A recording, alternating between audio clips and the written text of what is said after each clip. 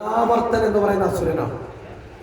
ഈ തൃണാവർത്തൻ എന്ന് പറയുന്ന അസുരൻ ചുഴലിക്കാറ്റായിട്ടാണ് വരുന്നത്. നമുക്കറിയാം ചുഴലിക്കാറ്റിന്റെ പ്രത്യേകത എന്താ? ഏതിനെയും വേരോടെ പിഴുതു മറിക്കാവുന്നില്ലേ? ഒരു വൃക്ഷത്തെ പോലെ നിർത്തി കറക്കി മറിക്കാവുന്നതാണ് ചുഴലിക്കാറ്റ്. നല്ല ചുഴലിക്കാറ്റിനുള്ളിൽ ഒരാന വെട്ടാൽ പോലും രക്ഷയില്ല. ഈ ചുഴലിക്കാറ്റ് വർദ്ധിച്ചു വരുമ്പോഴാണ് നമ്മുടെ കടലിൽ ന്യൂനമർദ്ദവും വലിയ തിരമാലകളൊക്കെ ഉണ്ടായി കടലിരമ്പൊക്കെ ഉണ്ടാവുന്നത്. വലിയ ശക്തിയാണ് ഈ ചുഴലിക്കാറ്റിന്. അപ്പൊ ഈ ചുഴലിക്കാറ്റായിട്ടാണ് വരുന്നത്. ഈ സമയത്ത് ഭഗവാൻ അവിടെ യശോദയുടെ മടിയിലിരുന്ന് പാല് കുടിച്ചുകൊണ്ടിരിക്കുകയാണ്. ഭഗവാന് മനസ്സിലായി തന്നെ തിരക്കി അടുത്താണ് വരുന്നുണ്ട്. പൂതന പോയ കാര്യം തിരക്കി, ഷടകാസുരൻ പോയ സ്ഥലം തിരക്കി, തൃണാവർത്തൻ എന്ന അസുരൻ വന്നുകൊണ്ടിരിക്കുകയാണ്. ഈ തൃണാവർത്തൻ വന്ന് ചുഴലിക്കാറ്റായിട്ട് തന്നെ പിടിക്കാൻ വേണ്ടി വരുമ്പോ താനിപ്പോ അമ്മയുടെ മടിയിലാണല്ലോ ഇരിക്കുന്നത്. അമ്മയുടെ മടിയിലിരുന്ന് പാല് കുടിക്കുക. അപ്പൊ തന്നെ പെടുത്താൻ വരുമ്പോ ആരും കൂടി പെടും?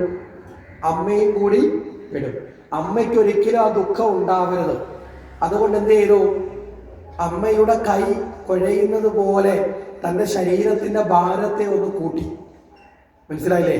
അമ്മ കുറച്ചു നേരം കഴിഞ്ഞപ്പോൾ അമ്മയ്ക്ക് തോന്നി കുറേ നേരമായിട്ട് പാല് കൊടുത്തോണ്ട് കൈയൊക്കെ ഒന്ന് കഴയ്ക്കുന്നു, എന്തോ ഒരു ഭാരം പോലെ തോന്നി. അപ്പൊ അമ്മ വിചാരിച്ചു കുറേ നേരമായിട്ട് എടുത്തോണ്ടിരിക്കുന്നത് കൊണ്ടാണ്. എടുത്തോണ്ടിരിക്കുന്നത് കൊണ്ടല്ല, ഭഗവാൻ ആ ഭാരത്തെ ഒന്ന് കൂട്ടി അനുഭവപ്പെടുത്തുകയാണ്. കാരണം എന്താ? അമ്മയുടെ കയ്യിൽ നിന്ന് മാറണം. മനസ്സിലായില്ലേ? തന്നെ തിരഞ്ഞു വരുന്ന ആ ഒരു തൃണാവർത്തന്റെ ചുഴലിക്കാറ്റിൽ അമ്മ പെടരുത്. അമ്മ എന്ത് ചെയ്തു? ആ പൂമുഖത്ത് കുഞ്ഞിനെ കിടത്തി. ഇവിടെ കിടന്നൊന്ന് ഉറങ്ങട്ടെ, ഇവന് ഉറക്കം വരുമെന്ന് തോന്നുന്നു. ഈ കുഞ്ഞുങ്ങൾ പാല് കുടിച്ചു കഴിഞ്ഞാൽ കുറെ ഉറങ്ങുന്ന ഒരു ശീലമുണ്ട്. ഒന്ന് ഉറങ്ങട്ടെ എന്ന് വിചാരിച്ച് അവിടെ കിടത്തിയിട്ട് അമ്മ അകത്ത് പണി ചെയ്യാനായിട്ട് അകത്തേക്ക് പോയി. ഈ സമയത്ത് തൃണാവർത്തം വന്നു. എല്ലാവരുടെയും ഈ ചുഴലിക്കാറ്റിന്റെ പ്രത്യേകത എന്താ? മണ്ണും പൊടിയും ഒക്കെ പടർത്തും അല്ലേ?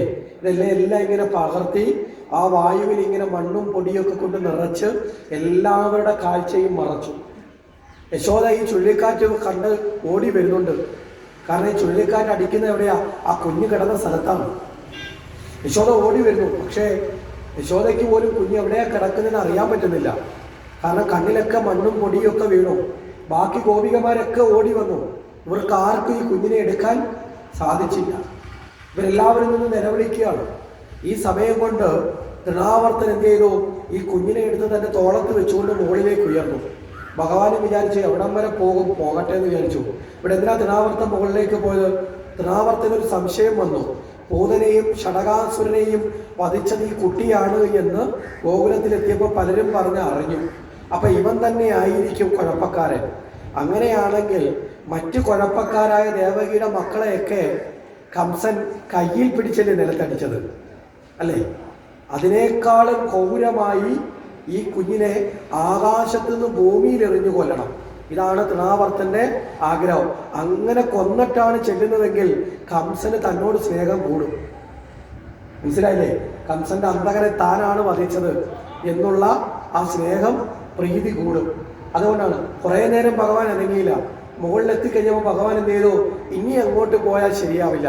തൻ്റെ കാലുകൾ കൊണ്ട്, കഴുത്തിലാണല്ലോ വെച്ചേക്കുന്നത്, ആ കഴുത്തിനെ അങ്ങ് മുറുക്കി. തൃണാവർത്തൻ മരിച്ച് നിലത്തേക്ക് വീണു.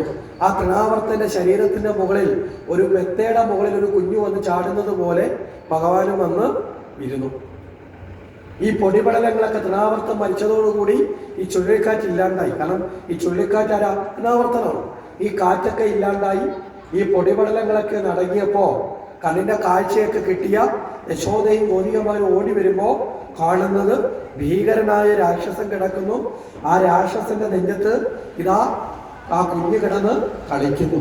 അപ്പൊ അങ്ങനെയുള്ള ആ കുഞ്ഞിനെ എടുത്ത് വാരിയെടുത്ത് ഉമ്മ വെച്ച് ഗോമൂത്രവും അതുപോലെ മഞ്ഞൾ വെള്ളമൊക്കെ കലക്കി ആ കുഞ്ഞിനെ തളിച്ച് ആ കുഞ്ഞിന് എന്തൊക്കെയോ അപകടം വന്നെങ്കിൽ രക്ഷപ്പെട്ടു എന്ന് പ്രാർത്ഥിച്ചുകൊണ്ട് ആ കുഞ്ഞിന് തുലാഭാരവും വഴിപാടുകളും ഒക്കെ യശോദ നേറുകയൊക്കെ ചെയ്തു. ഇങ്ങനെ തൃണാവർത്തനെയും വധിച്ചു. ഇവിടെ ആരാണ് തൃണാവർത്തൻ? നമ്മൾ മനസ്സിലാക്കണം. ഈ അസുരന്മാർ ഓരോരുത്തരും നമ്മുടെ ജീവിതത്തിൽ നിന്ന് ഇല്ലാതാകേണ്ട ദുർഗുണങ്ങളാണ്. ഈ ദുർഗുണങ്ങളെ പഠിപ്പിക്കാനാണ് ഇവിടെ ഈ കൃഷ്ണൻ ഇവിടെ ഓരോരുത്തരെ വധിക്കുന്നത്. മനസ്സിലായില്ലേ?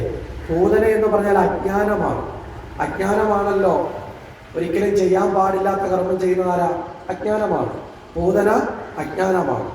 രണ്ടാമത് ഷടകാസുരൻ ജഡത്വവാദമാണ്. ജഡത്വവാദം എന്താ? ഇല്ലാത്തത് ഉണ്ടെന്ന് തോന്നിപ്പിക്കില്ല. അതാണ് ഈ ജഡരൂപമായ ജീവനില്ലാത്ത ചക്രത്തിൽ കയറിയിരുന്നത്. മൂന്നാമത് തൃണവർത്താസുരനാരാ? കാമവാസനയാണ്. കാമവാസന നമ്മുടെ ജീവിതത്തിലേക്ക് വന്നാൽ, ഇവിടെ കാമം എന്ന് പറഞ്ഞാൽ എന്താ? ഇവിടെ നമ്മൾ പറഞ്ഞു മോഹങ്ങളാണ്. അമിതമായ മോഹങ്ങളെയാണ് കാമം എന്ന് പറയുന്നത്. അമിതമായ മോഹം വന്നാൽ ഈ മോഹം നമ്മുടെ ജീവിതത്തിൽ വട്ടം ചുറ്റിക്കത്തിലേക്ക് സ്വസ്ഥത തരുമോ? അമിതമായ മോഹം വന്നാൽ പിന്നെ നമ്മുടെ ജീവിതത്തിൽ സ്വസ്ഥത കിട്ടുമോ? നമ്മളെ വട്ടം ചുറ്റിക്കും. അത് വേണം, ഇത് വേണം, അല്ലേ? ഇന്നത് വേണം എന്ന് പറഞ്ഞ് നമ്മുടെ ജീവിതത്തിൽ വട്ടം ചുറ്റിക്കും. പിന്നെയോ യഥാർത്ഥ വസ്തുവിനെ, അതായത് യാഥാർത്ഥ്യത്തെ കാണേണ്ട കണ്ണില് പൊടിപടലങ്ങൾ ഇട്ട് മറയ്ക്കും. അതാണ് ഇവിടെ നടന്ന പ്രക്രിയ. അപ്പൊ ആ കാമവാസന എന്ത് ചെയ്യണം? ജീവിതത്തിൽ നമ്മൾ ഞെരിച്ചങ്ങ് ഇല്ലാതാക്കണം. അപ്പൊ എങ്ങനെയാണോ കാമവാസനയെ അതിജീവിക്കേണ്ടത് എന്ന് ഭഗവാൻ നമ്മളെ പഠിപ്പിക്കുക. അപ്പൊ ഭഗവാനെ നേടണമെങ്കിൽ നമ്മളിൽ നിന്ന് ഏതൊക്കെ ദുർഗുണങ്ങൾ എങ്ങനെയൊക്കെ ഇല്ലാണ്ടാകണം, ഇതാണ് ഭഗവാൻ ഇവരെയൊക്കെ വധിക്കുന്നതിലൂടെ പഠിപ്പിക്കുന്നതെന്ന് നമ്മൾ മനസ്സിലാക്കുക.